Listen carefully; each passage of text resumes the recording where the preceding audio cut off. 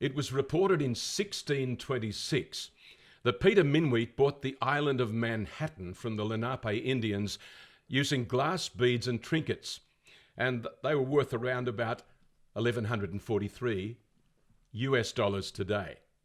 Now, the local Indians believed you couldn't trade air, water, or land, so one could argue that they actually lost a lot in that exchange. It wasn't fair value.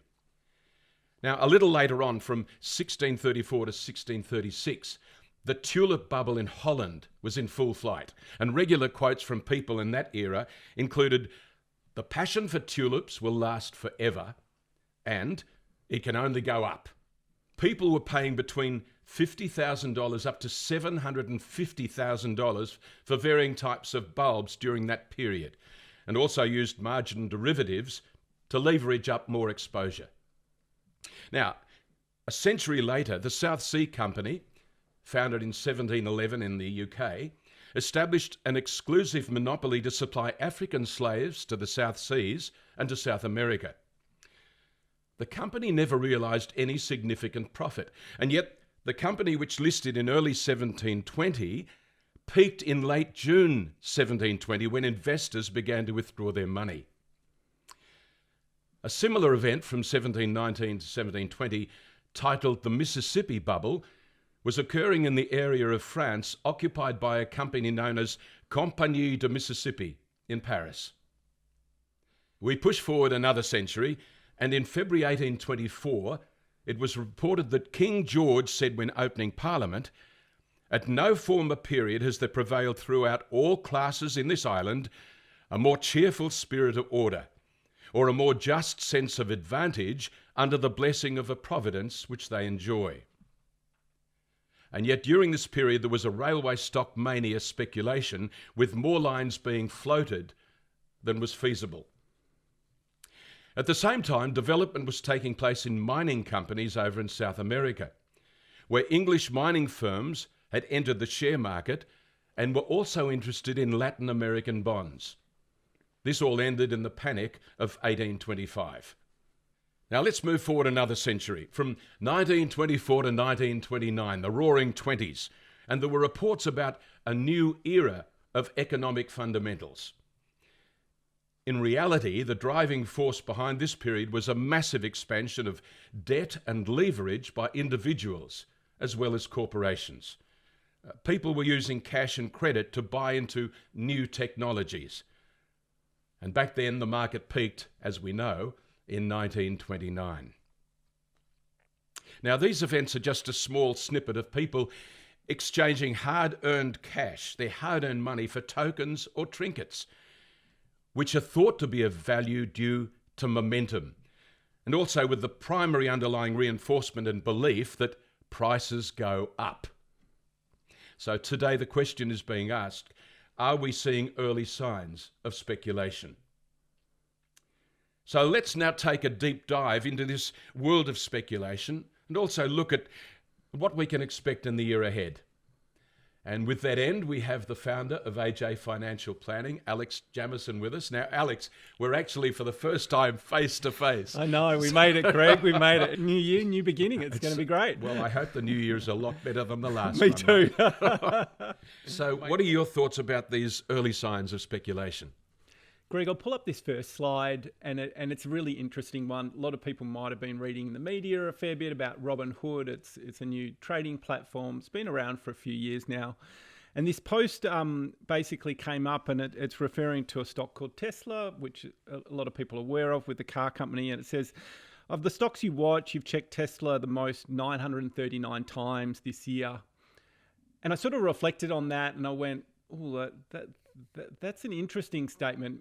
And it's an interesting statement because a lot of the data that's coming from Robinhood is that gamification that's going on. So it's no longer we're now investing. This is an activity of gamification. And just like social media, with how many times you might check your Facebook or your Instagram or your Twitter account or your emails, they're also playing on those types of, I guess, human behaviors as well.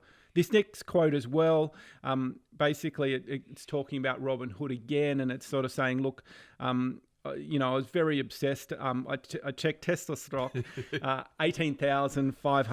656 times in 2020.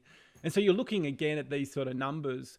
And we sort of see it bubbling a little bit in our client base with people sort of coming to us asking about small mining companies that don't have any earnings or tech companies which are obscure and, not very profitable or any sort of commercial sort of application.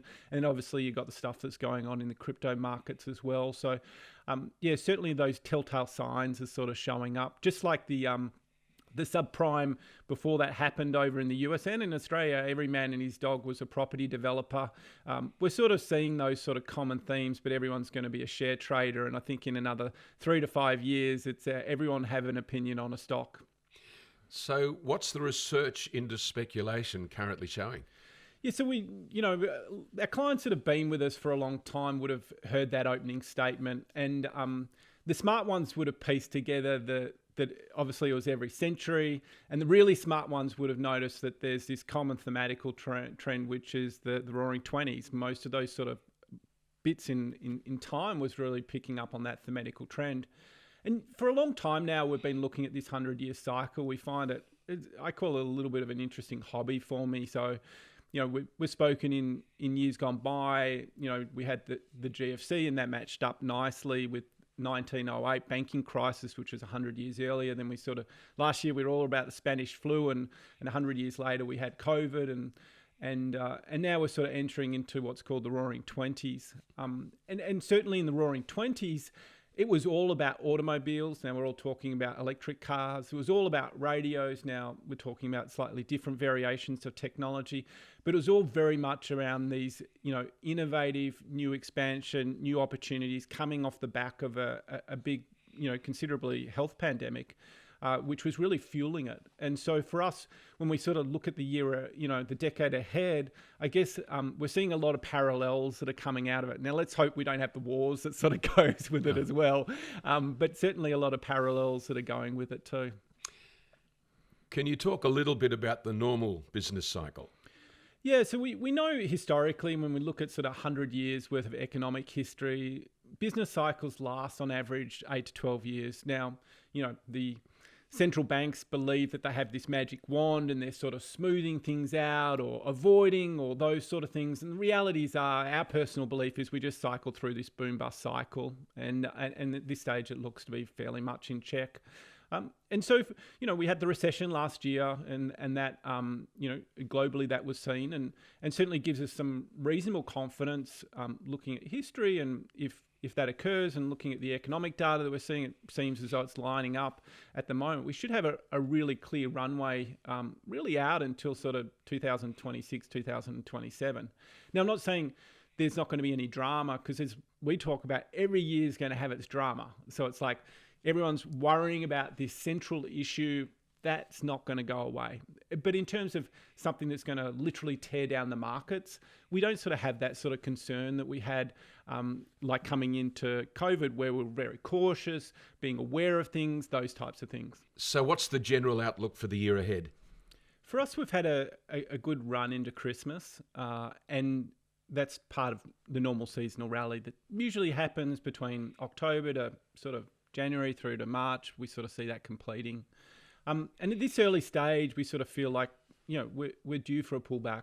Something in the order of 6 to 12% would be really healthy, and we'd be quite excited to see that arrive. And at this stage, it looks to be on track.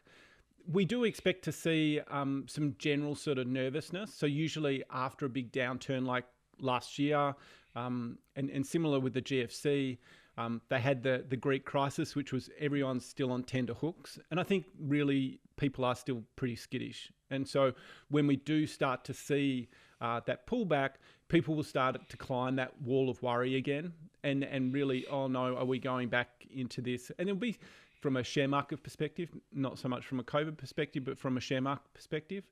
And so at this stage, we don't expect a retest of the lows. But certainly an opportunity to pick up, potential investment options, before the rest of the year should be fairly smooth from there on. Okay. Investors being skittish, that's something, isn't it? Yeah.